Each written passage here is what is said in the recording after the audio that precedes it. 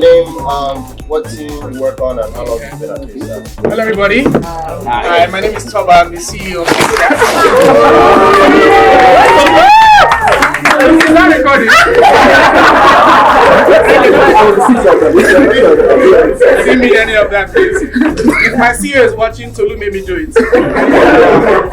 Hello, everyone. My name is Toba. I'm on the editorial team at Paystack. I'm not really sure why I'm speaking to developers, but Tolu has So I'm been up. Oh, fantastic! Awesome. So what I do is, honestly, I collect salary. That's the most exciting part. Yes, that's what I do. But when I'm not doing that, I'm mostly creating content for the marketing team. So what that means is all the interesting, basically, it's content creation, but with a goal in mind to sell markets. Yeah. So what we do is I do a bit of photography, videography, audio production as well, and I write. Not very well, but at least at all as they say. So I write a little bit. I do audio, video, photos, and whatnot. Please, if you haven't and you want a business, you should watch Artwork. Artwork is a show about the business side of being a creator. So if you're like someone who has a small business that you're running, you're pushing, and we have Artwork has stories about people who have done their. It's a series on YouTube. You've seen it before? Man, what's your name, sir? Parami, hi, nice to meet you. That's my new BFF. Yeah, so that's part of what I do at Paystack, is creating content that preaches the good news of Paystack first. And I can go on and on till it's preaching the news. Oh, sorry, I didn't hear that. What you do at Paystack? How long have you been here? I'm telling you what I do at Paystack. I'm so sorry. So first thing is tell the good news of Paystack. Second thing is also to help merchants as much as possible, because Paystack believes that as long as our merchants are growing, we are growing as well. So the only way to grow our business is to grow our merchant business. So Artwork is tailored towards creators and those who have small businesses. We have another show called Tab vs Spaces. Tolu is the host of that show. It's a fun debate show. You've listened to it before? Yeah.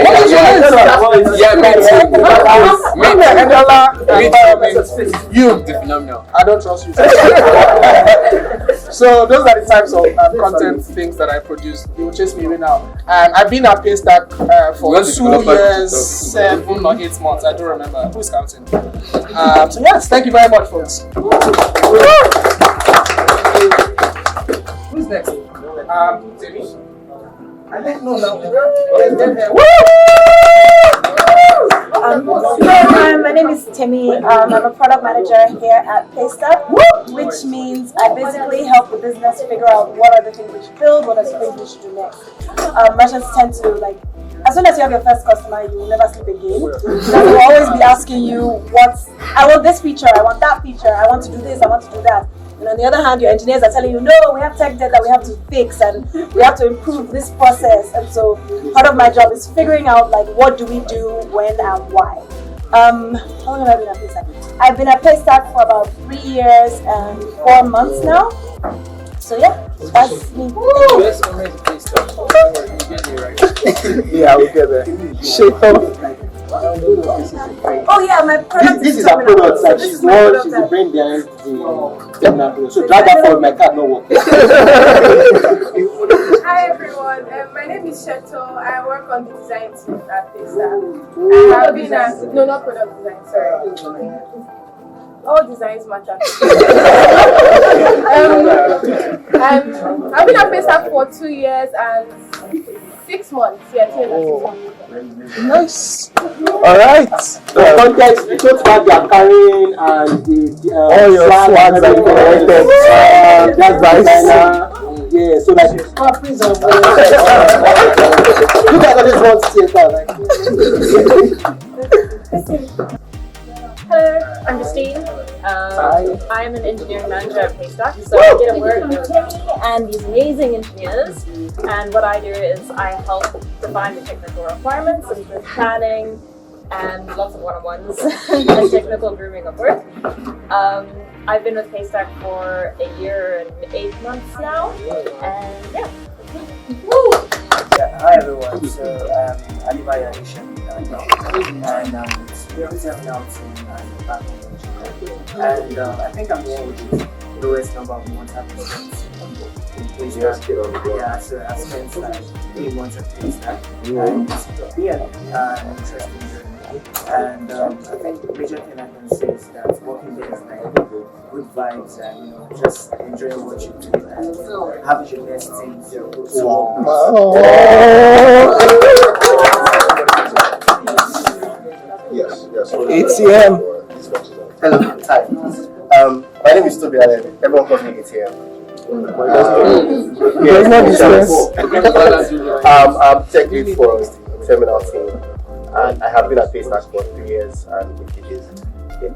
A few days. Nice. Yeah, like 20 days.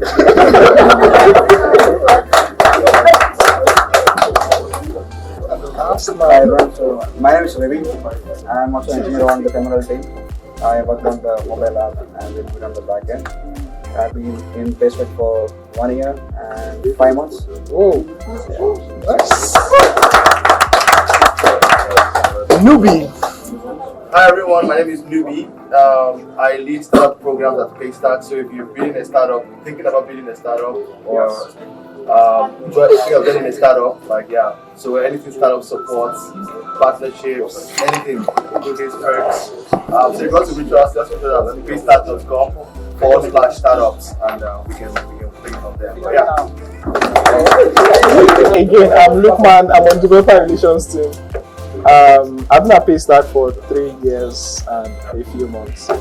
Okay, hi guys, I'm the Phenomenal and I'm the partner researcher for GenZtechies and the lead hackathon organizer for GenZtechies and other programs that will be happening at GenZtechies. So we are here with the Paystack team and we're going to be asking them a couple of questions that we got from the GenZtechies community, and after that, some members too will have the opportunity to ask some questions. So we'll be doing it, should we do it accordingly or randomly? Okay, so GenZtechies people, we have a lot of questions for you guys. So first, for you, anyone that wants to go first, what's your favorite spot at work? Favorite? Your favorite spot at work? Okay, you want to okay. We have these little things under the stairs, so it's like a little cubicle, and it's the best place for sleeping. That's the best place at work. It has pillows and cushions, so you can hide under the stairs and wait. Nice. So anyone wants to do that? yeah, favorite spot at work is not at work. Fintechs were fully remote, Yeah. so you only come into the office if you want to. So the reason why you see a lot of us here is we came for workshops because they came in from Dubai.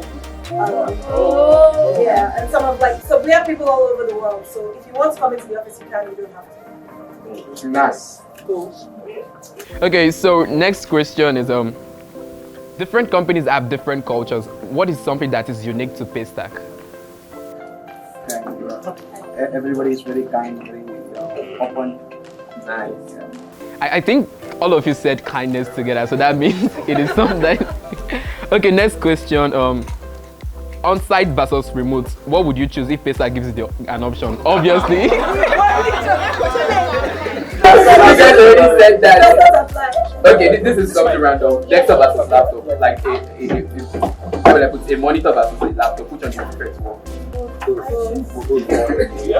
Like which one do you love? Laptop. Yeah, monitor. Yeah, I need a laptop plus a monitor. More space. How about you? Okay, nice. Okay, coffee versus tea. Coffee. Red Bull.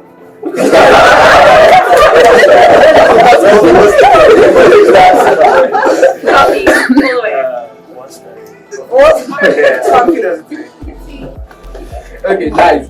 Okay, so the next question is, what advice would you give the GenZtechies that aspire to work at Paystack? What advice would you give them? Are you sure? It doesn't have to be so complex. So simple.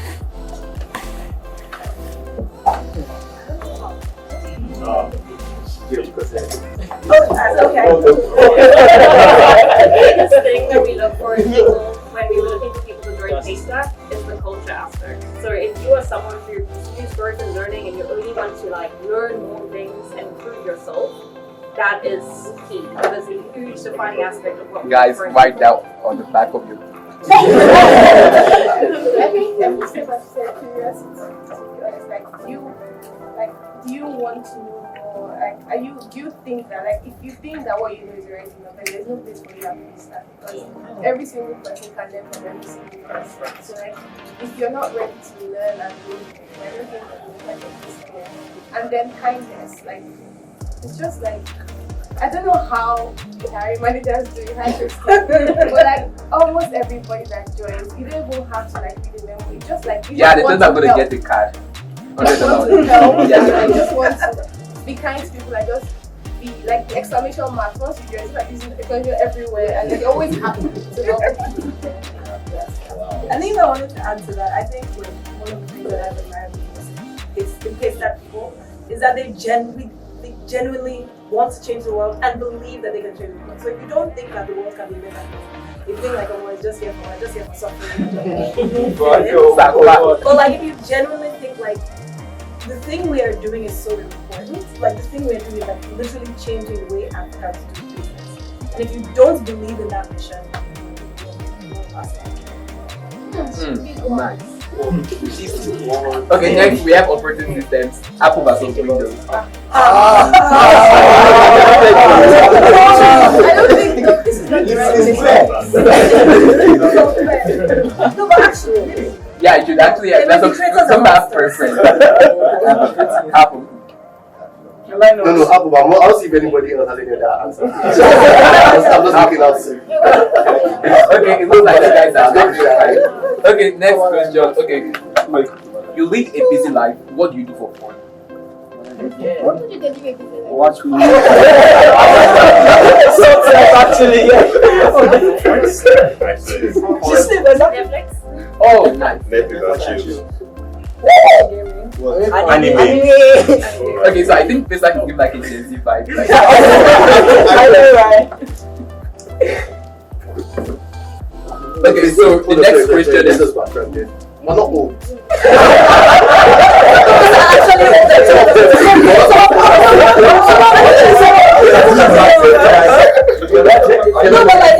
Well, no, we're not GenZtechies, but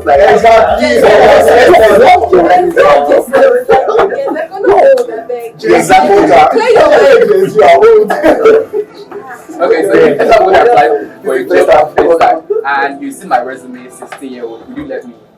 I think it's illegal to let you.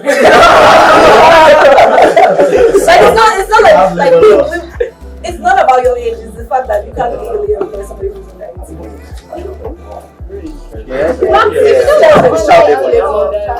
I mean,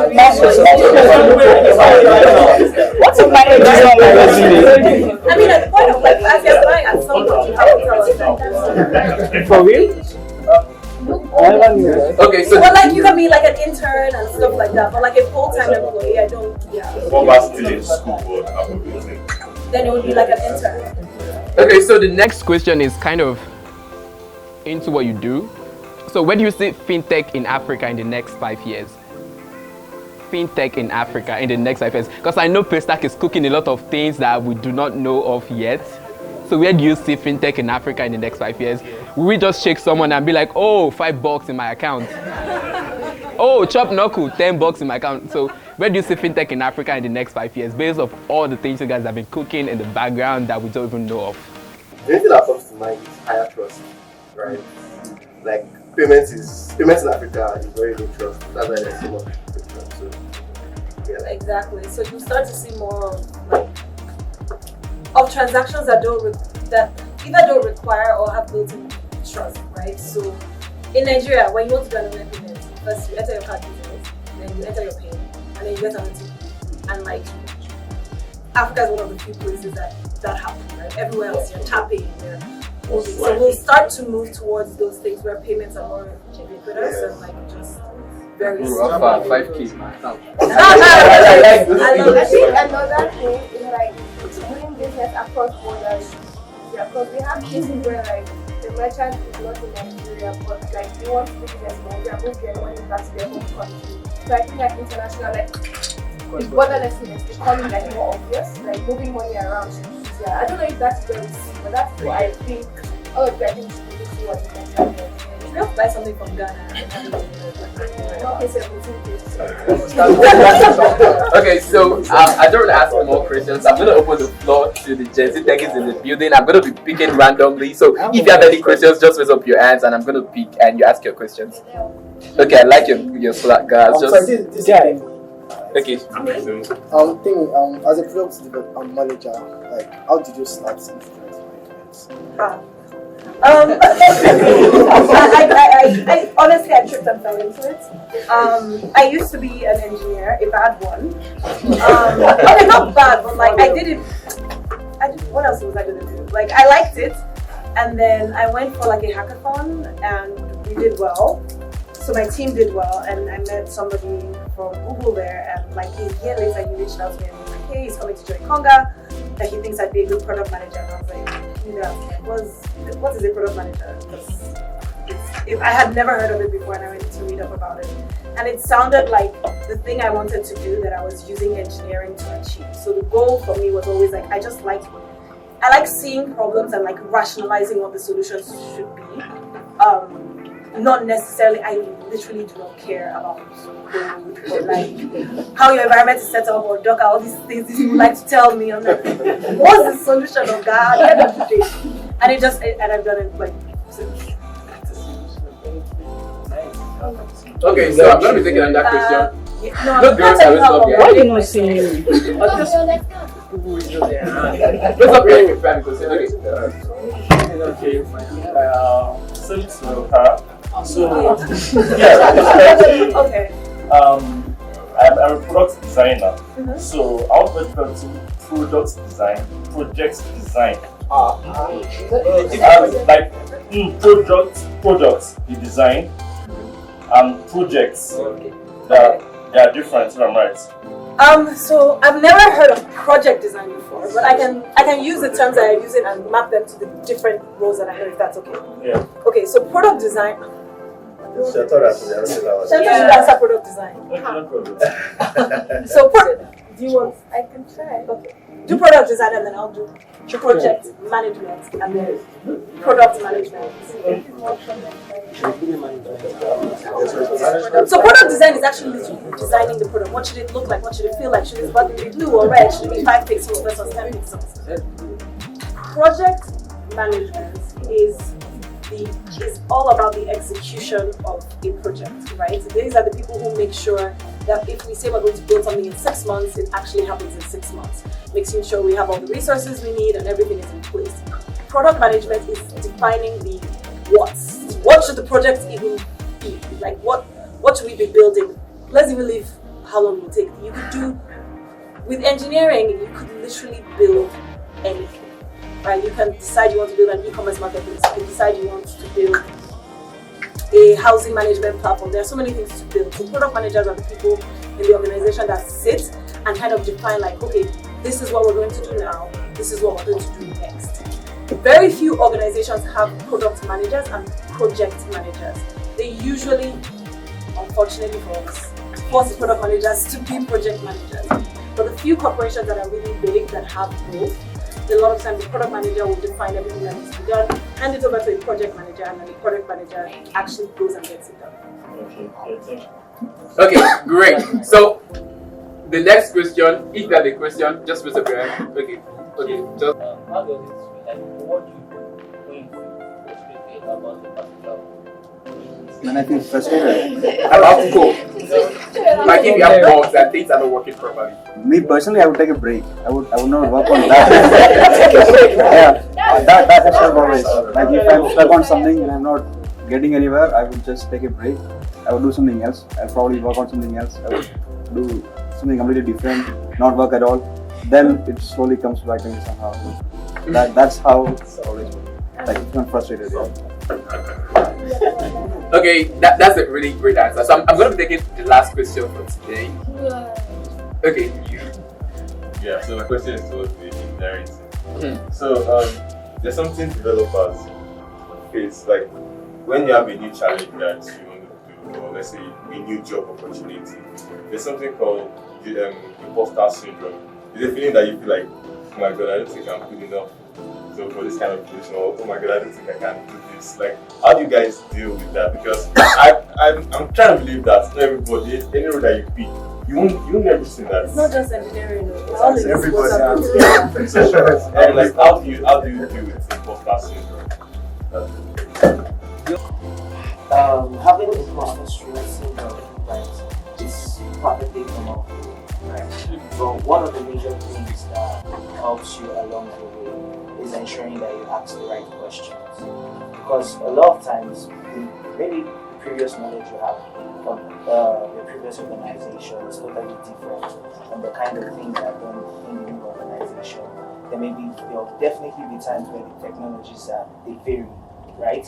There are times where the workflow varies. And at the initial point, it all feels like German or strange stuff to you, and you're just trying to figure your way around these things. But when you're asking the right question, and you're ensuring that you're also upskilling. Now, upskilling in the sense that, okay, probably there's a particular framework or language the company is using, and make sure I learn it. Now, create time, build myself in my free time, or maybe when I have a task or something, I try to ensure that I create time to do those kind of stuff. Another thing also is to give yourself time and patience, because when you're getting that feeling, you want to get things out faster, right? And when you're trying to get things out faster, you're kind of putting this pressure on yourself. And when you keep on putting that pressure on yourself, you post that residual feeling just keeps banging at your door, right? So you need to also give yourself that patience, right? You need to be patient with yourself, because the truth of it is that giving yourself enough time to learn and get used to the whole process and workflow of the new environment, before you get used to it, and you enter into the state of phase where you become comfortable, right? And then from being comfortable, you get to the part where you, of course, maybe become an expert or something. So Same question, I help. Yeah, so the question was, you just joined Paystack, it feels like, they're not smart and they're not smart. I feel like you can measure, but you can't do the work. Right? So, and the response to that is, the company that hired you, they've made their own mistake. You are in the company already. Assuming you are in Paystack. You are in the company already, and it's the question is simple now. You have the job to do. It's not about how you feel about, am I good enough? Like, you literally have a task, and all you have to do is do it. Like, it's not that, do it, and give yourself time. It's like you said, like the first months, 2 months, 3 months, you're still onboarding, you're still getting used to seeing the lay of the land, and at some point you'll feel comfortable along that. You can do this. And when I get to that, that's okay, so that's great. Like, if anyone wants to add to it from the engineering team, we're definitely open to that. So I'm going to take in the last 2 questions, because like these guys just came in last minute. I didn't want to answer as before. I'm going to charge you for asking the questions late. Okay, so my question is, I definitely hate to-do list, I hate it. So, but we always have like tasks to prioritize, right? So how do you increase productivity and make sure you work on those tasks you're meant to work on? Like, you have like a whole backlogs of tasks you're meant to do from either from Jira or from Trello. Or I'm someone that is to-do list. I work basically mostly on 5. So how do you increase productivity and like try to do maximum work when you're needed to do the work? So that's my question. Okay, interesting. I don't know if we all got the question. Yeah. Okay, so who would love to answer the question? Okay, yeah, so to-do list, I'm somebody who never gets through his to-do list. I never get through my to-do list. So the very first thing, I guess, is making sure your to-do list is prioritized properly, right? As long as the most important things are ahead of like other things, right? And you have dedicated what you can dedicate properly. So if there is something that someone else could probably do, right? So for extra context, because I'm tech lead, right? I also get to like assign different tasks to engineers on my team, right? So like making sure that like everything that I don't have to do myself, right? Someone else could actually do it, right? And then like just walk through it. Yes, productive time is good. Things like different things you can do to like have a productivity, right? Which is that like maybe like whatever works for you, listening to music, locking yourself up somewhere and having like select candles or whatever. But like also understanding like what actually is the limit of like your continuous productivity, right? Knowing what can work for you. Some people can do probably 4 hours at a stretch, but some people can only do like maybe 30 minutes or 1 hour at a stretch, and they can do like 3 or 4 stretches, right? And also finally realizing that even if you don't get your productivity, nobody will die. Yeah, so like I guess like having that, so like for me having that at the back of my mind removes pressure and allows me to actually focus on productive, like focus on what I'm doing. So like I don't have to switch context multiple times or be dragged around by trying to work on things at the time. Yeah. So this at the time I seem like it works, but it never works. No matter how, yeah, like, it never works. Just do one thing at a time and yeah, that's the whole thing. And to add to his response, are any of you familiar with the Eisenhower matrix?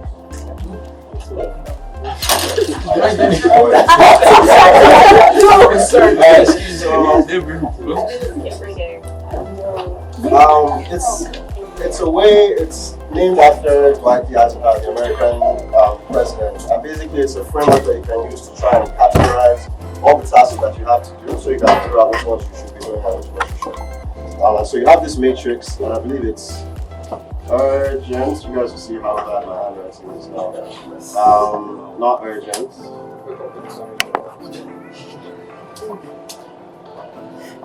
And then this is important. And then this is not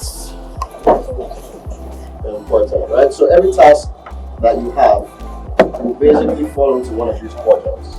And then each one has like an associated, I guess, priority, right?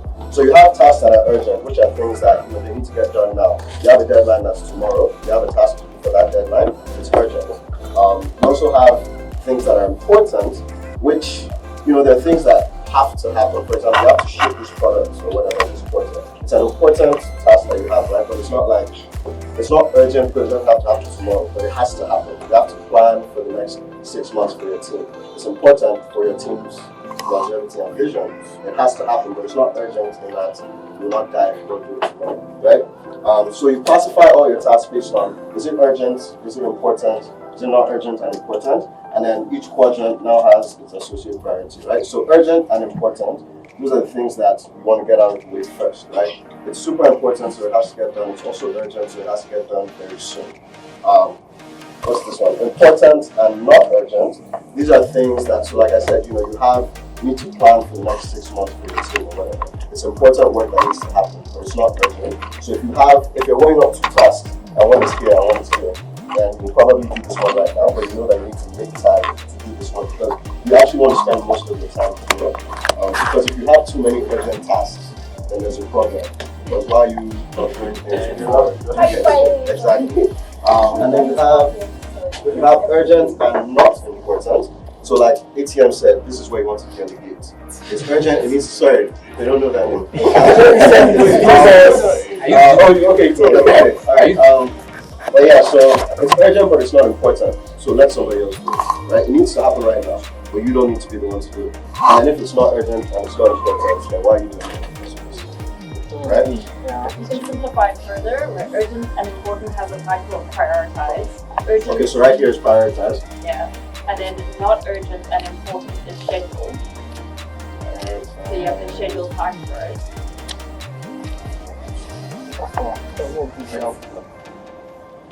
Urgent and not important is delegate. And not urgent and not important is wrong.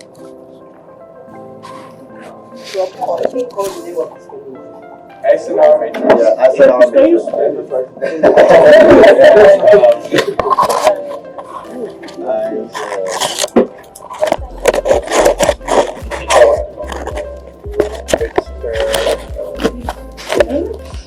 There's an American president, but his name was probably John. So yeah, it has other names as well, but if you try Eisenhower matrix, so it's a really good framework for figuring out I would suggest like trying task priorities. So please, yeah, so everyone has to do